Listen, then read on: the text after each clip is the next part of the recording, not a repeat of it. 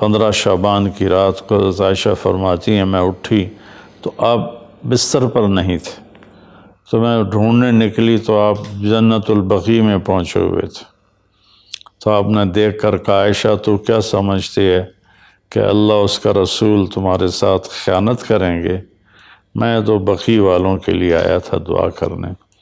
پھر آپ نے فرمایا آج کی رات وہ رات ہے جس میں اللہ تبارک و تعالی بنو کلب ایک قبیلہ ہے جن کے پاس بھیڑ بکریاں بہت زیادہ تھیں، کہا عائشہ جتنی بنو کلب کی بھیڑ بکریوں کے جسم پر بال ہیں ان بالوں کی تعداد کے برابر اللہ تعالیٰ اپنے بندوں کو مغفرت فرماتا ہے، جہنم سے خلاصی فرماتا ہے۔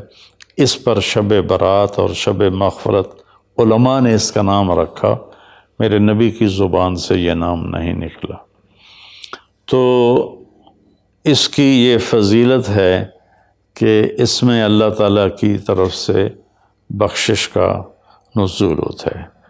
باقی یہ جو کہتے ہیں کہ اس میں فرشتہ اترتا ہے اور سارے سال کا بجٹ بتاتا ہے اور سارے سال کے واقعات، یہ کسی حدیث میں میری نظر سے نہیں گزرا۔ سورہ دخان میں فیہا یفرق کل امر حکیم کا جو آیت آتی ہے تو اس سے پہلے کی آیت شب برات کی نفی کرتی ہے، انا انزلناہ فی لیلۃ مبارکۃ، کہ ہم نے اس سے مبارک رات میں اتارا قرآن پاک۔ تو قرآن پاک تو لیلۃ القدر میں اترا ہے، تو اگر کوئی کسی قسم کے اعلانات ہوتے ہیں تو پھر شب قدر میں ہوتے ہیں، اس رات میں نہیں ہوتے۔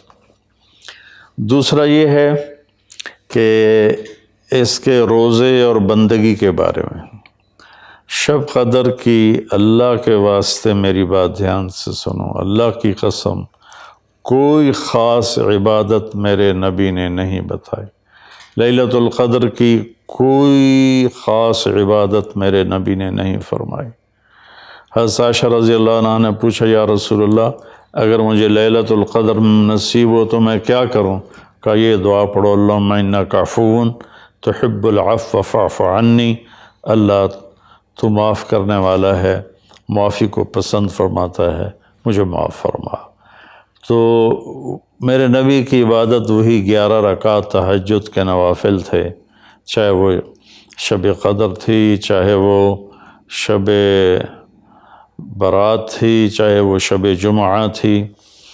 تو اب اس کے نام پر لوگوں نے کیا کیا خرافہ، چونکہ ہم قرآن اور حدیث سے نہیں جڑے، کتابیں لکھی ہوئی ہیں، کس نے لکھی، اس کی سند کیا ہے، اس کی تمیز ہی کوئی نہیں ہے، تو وہ پھر بہت ہی زیادہ 4 رکعت پڑھو، پہلی رکعت میں یہ پڑھو، دوسری میں یہ پڑھو، تیسری میں یہ، چوتھی میں یہ سب بدعات ہیں، ان کا کوئی تعلق نہیں میرے نبی کے کسی بھی فرمان سے۔ میرے نبی نے صرف عبادت کا فرمایا ہے، عبادت تو شب قدر میں بھی کوئی خاص عمل نہیں۔ اور دوسری بات یہ کہ اگر آپ نے عبادت کرنی ہے تو مسجد نہیں گھر، مسجد نہیں گھر، مسجد نہیں گھر۔ میرے نبی نفلی بندگی گھر میں ادا فرماتے تھے۔ اب شب برات میں صلاۃ تسبیح کی جماعت ہو رہی ہوتی ہے، یہ کتنی بڑی نادانی کی بات ہے۔ نفلوں کی تو جماعت ہی نہیں ہوتی، تو یہ صلاۃ تسبیح کی جماعت کروا رہے ہوتے ہیں۔ نفلی عبادات کے بارے میں اللہ کے نبی کا طریقہ گھر میں پڑھنا ہے، اور اللہ کی طرف سے بھی ہمیں جو اشارہ ملتا ہے فَاذْكُرِ اسْمَ رَبِّكَ وَتَبَتَّلْ إِلَيْهِ تَبْتِيلًا، اپنے اللہ کو خوب یاد کریں اور لوگوں سے کٹ جائیں بالکل، اور سب سے کٹ کے آپ اپنے رب کو یاد کریں۔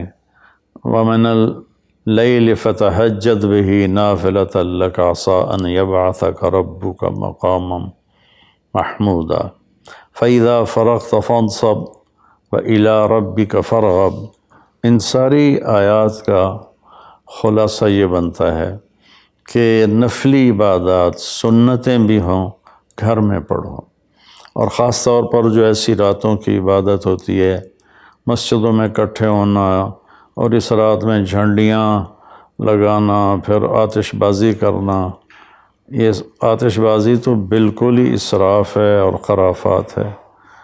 تو میری گزارش ہے کہ میرے نبی کی جو سنت ہے، آپ نفلی بندگی عبادات اپنے گھر میں فرمایا کرتے تھے۔ اس رات میں اگر آپ عبادت کرنا چاہتے ہیں، مسجد کی بجائے گھر کو مسجد بنائیں۔ وَاجْعَلُوا بُيُوتَكُمْ قِبْلَةً وَأَقِيمُوا الصَّلَاةَ۔ اللہ نے بنی اسرائیل سے فرمایا اپنے گھروں کو مسجد بنا لو اور نمازیں قائم کرو۔ تو ہم بھی اپنے گھروں کو خالی نہ چھوڑیں، اس میں ساری فیملی اکٹھی ہو کے نوافل کا اہتمام کرے۔ مسجد فرائض کے لیے ہے اور نوافل کے لیے گھر ہیں۔